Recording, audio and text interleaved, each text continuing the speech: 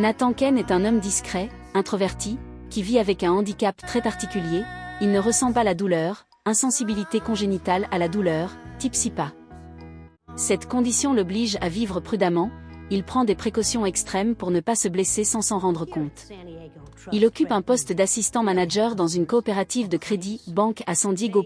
Il a une collègue, Sherry Margrave, pour qui il a des sentiments, mais il est timide, peu sûr de lui, et inquiet de ses limites. Le film commence à développer peu à peu ce rapport entre Nat et Sherry, une alchimie naissante, des moments d'incertitude, des maladresses émotionnelles mais aussi la curiosité de Sherry envers sa condition.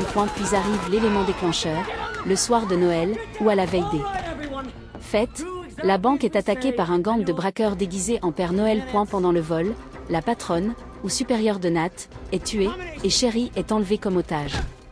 À partir de ce moment, Nat, malgré son manque de courage habituel, décide de tout faire pour sauver Sherry, même s'il n'a aucune formation, aucun instinct de combattant, et qu'il serait à la merci des blessures s'il les ressentait. Mais justement, son absence de sensibilité physique devient un atout dans ce contexte extrême. Nat se lance à la suite des ravisseurs. Il vole une voiture de police dans l'urgence pour suivre l'ambulance ou le véhicule dans lequel Sherry est détenue, mais il se trompe de cible, ce qui l'emmène dans une confrontation avec un autre gangster, Ben, dans la cuisine d'un restaurant. Dans ce duel, Nat, ne ressentant pas la douleur, subit des brûlures ou des blessures graves sans réagir de façon normale, ce qui lui donne un avantage, il continue malgré tout. Il finit par tuer Den, mais en récupérant l'arme dans une friteuse, il se brûle la main sévèrement, mais il ne ressent pas la douleur.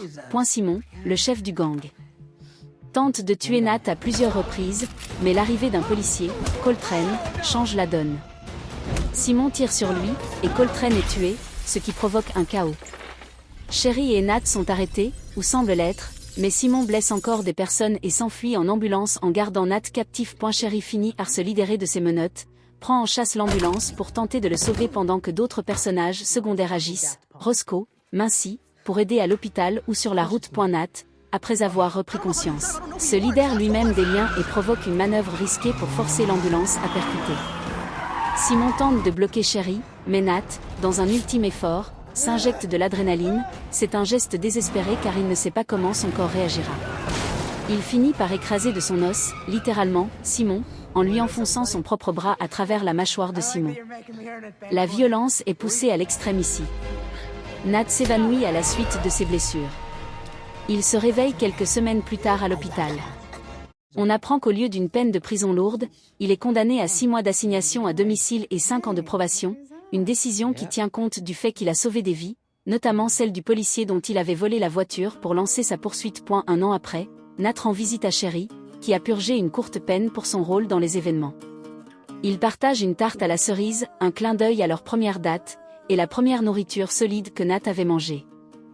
Nat, mâchant, sourit, cette fois, il goûte, alors que Sherry est reconduite en cellule par les gardes. Le film se termine sur une note mélancolique, mais optimiste dans leur relation naissante.